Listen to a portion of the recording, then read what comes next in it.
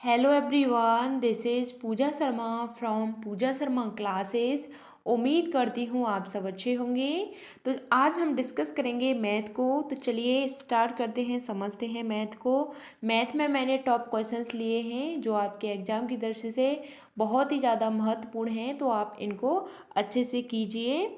तो आप इस वीडियो को बिना स्किप किए हुए अंत तक देखना, और आप इस वीडियो को लाइक शेयर एंड सब्सक्राइब आप कर ही देंगे। तो चलिए स्टार्ट करते हैं। सबसे पहला क्वेश्चन आता है कि दो संख्याओं का योगफल तथा गुणनफल क्रमशः 12 तथा 35 है, उनके व्युत्क्रमों का योग क्या होगा। आपको उनके व्युत्क्रमों का योग बताना है, तो इसका योग क्या होगा। तो 1/3 होगा, 1/5 होगा, या 12/35 होगा, या 35/12 होगा। तो आपको इस क्वेश्चन को बहुत अच्छे से निगाह में भर लेना है, यानी कि इसको आपको अच्छे से समझ लेना है कि जो आपसे पूछा है कि व्युत्क्रमों का योग किसका, योगफल का और गुणनफल का व्युत्क्रमों का योग पूछा है। तो जो आपको संख्या दे रखी है, मैं आपको ट्रिक बता रही हूँ, जो आपको संख्या दे रखी है उसका उसी से बटे कर दो, यानी कि 12/35 कर दो। यही आपका क्या हो जाता है, यही आपका व्युत्क्रमों का योग हो जाता है। क्या हो जाता है, व्युत्क्रमों का योग हो जाता है। इसका राइट आंसर हो जाता है ऑप्शन नंबर 3। तो इसको थोड़ा सा समझते हैं कैसे होता है। तो दो संख्याओं के योगफल की बात की गई है, यानी कि एक संख्या a है, एक संख्या b है। इसके योगफल की बात की गई है, तो कितना दे रखा है, 12 दे रखा है। उसके बाद संख्या दूसरी है आपकी, यानी कि गुणनफल की बात की गई है। तो a गुणा b गुणनफल की बात की गई है, तो संख्या कितनी दे रखी है आपको, 35 संख्या दे रखी है। अब हम बात करते हैं इनके योग की। तो इनके योग की बात करते हैं, तो 1 आपका a हो जाता है, और योग की बात करता है 1/b हो जाता है। तो इस तरीके से हम करेंगे तो 12 आपका 35 हो जाता है। यही आपका राइट आंसर हो जाता है, ऑप्शन नंबर सी इसका सही आंसर हो जाता है। जब भी आपसे पूछा जाए, जब भी आपसे योगफल योगफल और गुणनफल के व्युत्क्रमों का योग पूछा जाए, तो हमेशा 12/35 होगा, यानी कि जो संख्या पहली वाली है उसको यहाँ लिख लेना है, जो लास्ट वाली है वह आपकी नीचे बटे में आ जाती है। यहाँ तक बात क्लियर।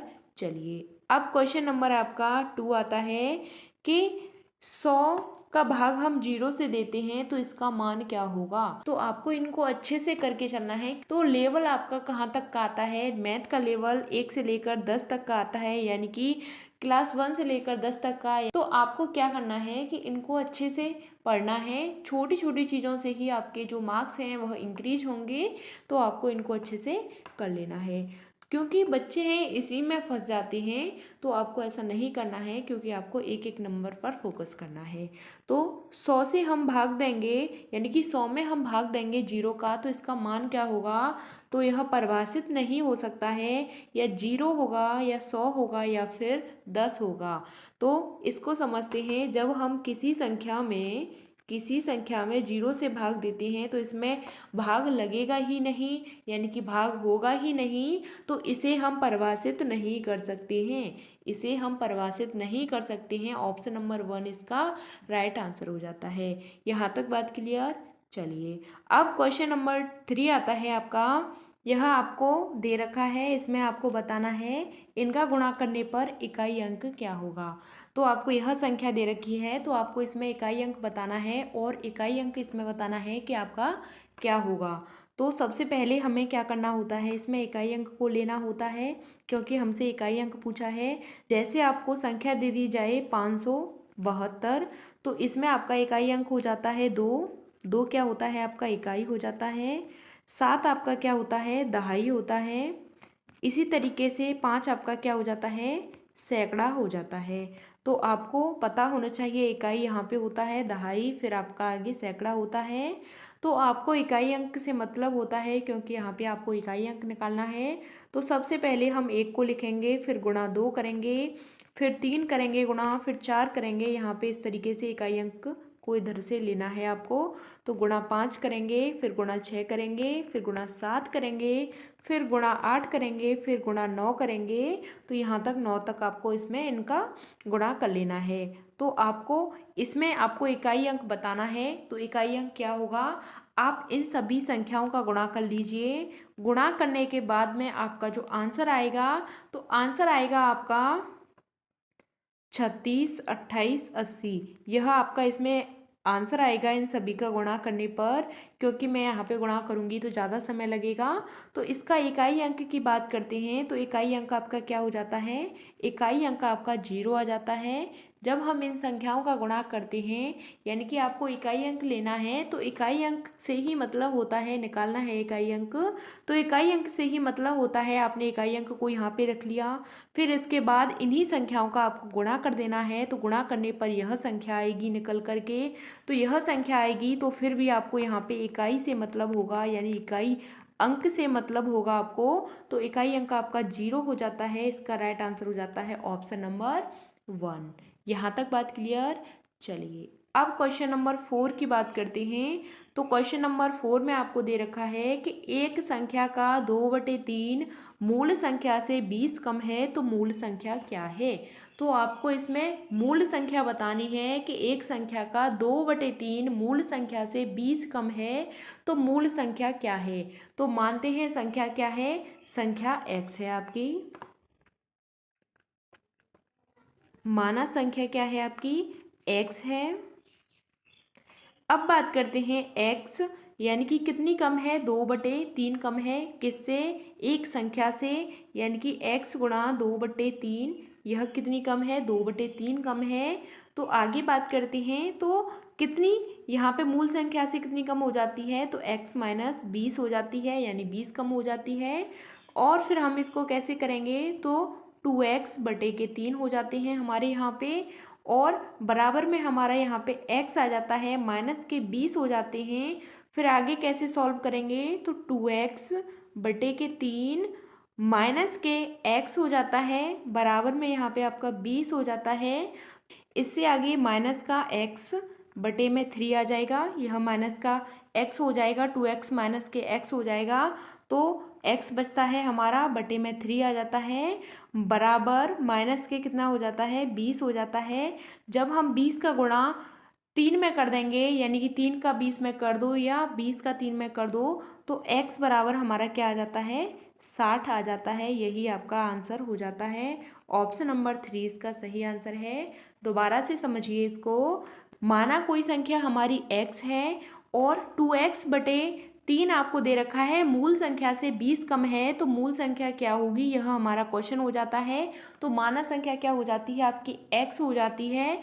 x गुणा 2/3 होता है, यानी कोई संख्या x है आपकी 2/3, और किससे संख्या से कम है, x संख्या से 20 कम हो जाता है, यानी मूल संख्या से 20 कम हो जाता है। तो 2x/3 हो जाता है हमारा, x माइनस के 20 हो जाता है।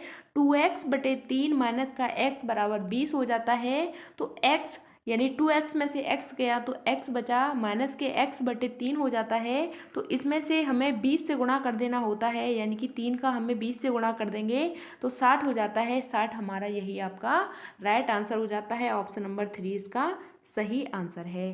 क्वेश्चन नंबर आपका 5 आता है कि मनीषा के पास 100 रुपये हैं, उसने ₹40 की रसमलाई खाई, 20 के गोलगप्पे खाए और 35 की मिठाई खरीदी, तो ज्ञात करो मनीषा के पास कितने रुपए बचे हैं। तो आपको इसमें बताना है कि मनीषा के पास कितने रुपए बचे हैं।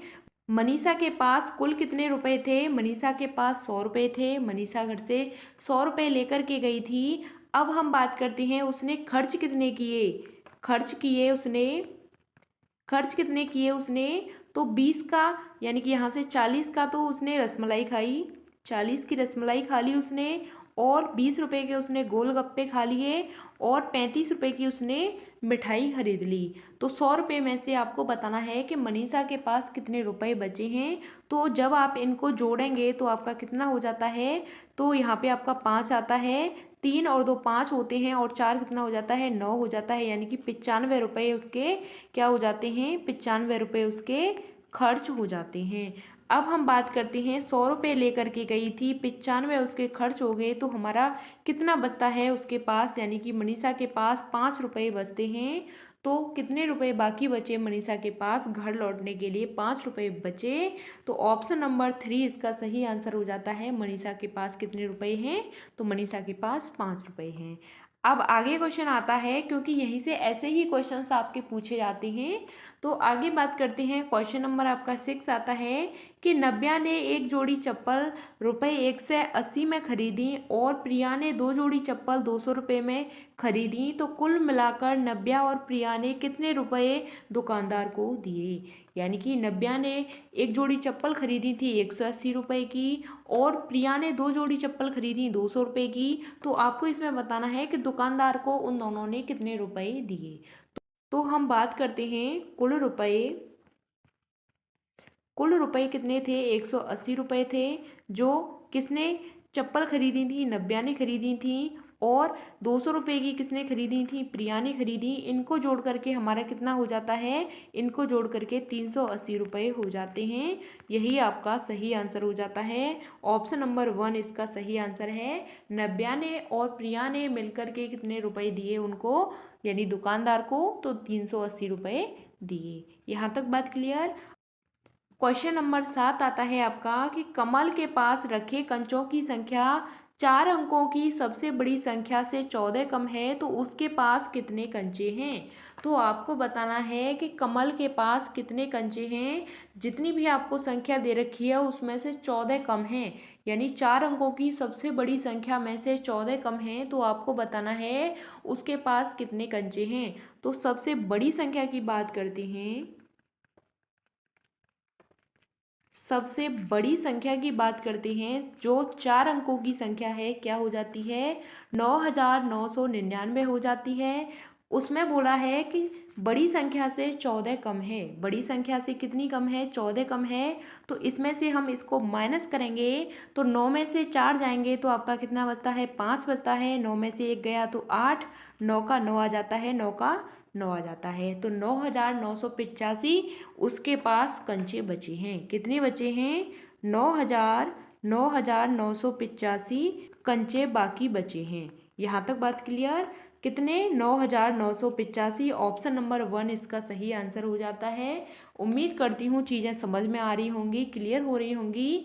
मैं आपको जो प्रीवियस ईयर क्वेश्चन पेपर हैं इनको भी कंप्लीट डिस्कस करा दूंगी, आप इनको भी देख लेना। क्वेश्चन नंबर 8 आता है आपका कि कविता के द्वारा परीक्षा में प्राप्त किए गए अंकों का योग सरिता के द्वारा प्राप्त किए गए अंकों से 10 कम है। यदि सरिता के द्वारा प्राप्त किए गए अंक 4 अंकों की सबसे छोटी संख्या से 2 अधिक है, तो कविता के द्वारा प्राप्त अंक बताओ। तो कविता के द्वारा प्राप्त अंक बताने हैं आपको। आपको क्वेश्चन समझ में नहीं आया होगा, तो इसमें आपको पूछा है कि कविता के द्वारा परीक्षा में प्राप्त किए गए अंकों का योग सरिता के द्वारा प्राप्त किए गए अंकों से 10 कम है, यदि सरिता के द्वारा प्राप्त किए गए अंक 4 अंकों की सबसे छोटी संख्या से 2 अधिक है। 4 अंकों की सबसे छोटी संख्या से 2 अधिक है।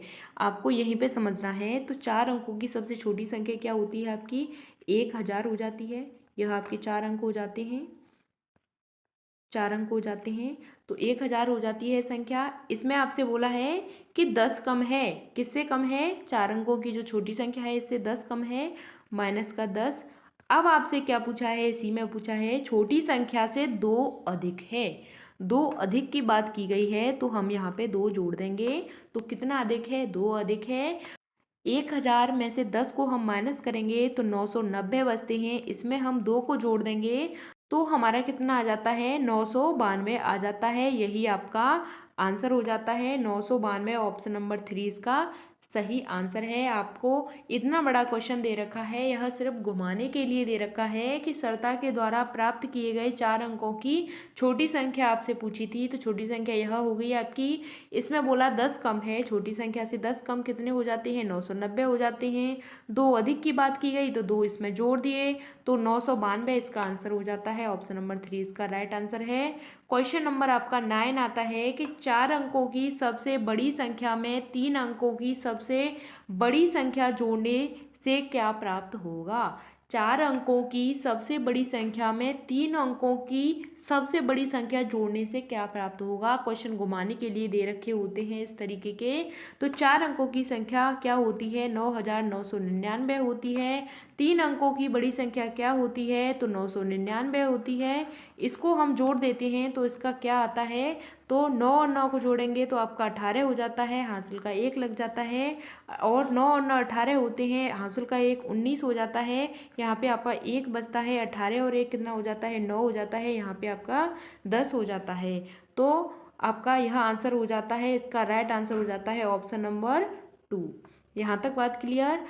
क्वेश्चन नंबर 10 आता है आपका, इंडिया ने क्रिकेट मैच में 300 रन बनाए। इंग्लैंड ने इंडिया द्वारा बनाए गए रनों के आधे से 45 रन अधिक बनाए, तो इंग्लैंड कितने रनों से हारा। तो आपको इसमें बताना है इंग्लैंड है वह कितने रनों से हारा है। तो 300 रन किसने बनाए, इंडिया ने बनाए। 300 रन इंडिया ने बनाए। अब बात करते हैं रनों के आधे से 45 रन अधिक हैं। तो रनों के यानी 300 रनों के आधे से कितने अधिक हैं, 45 अधिक हैं। तो 45 अधिक हैं, तो इसको हम कैसे सॉल्व करेंगे। तो 2 से हमने 300 को काट दिया तो हमारा 150 आता है। और 150 में हमने 45 को जोड़ दिया, 150 में हमने 45 को जोड़ दिया तो आपका क्या हो जाता है, 5 9 1 यानी कि 195 हो जाता है। तो इंडिया के द्वारा बनाए गए रन कितने थे, इंडिया के द्वारा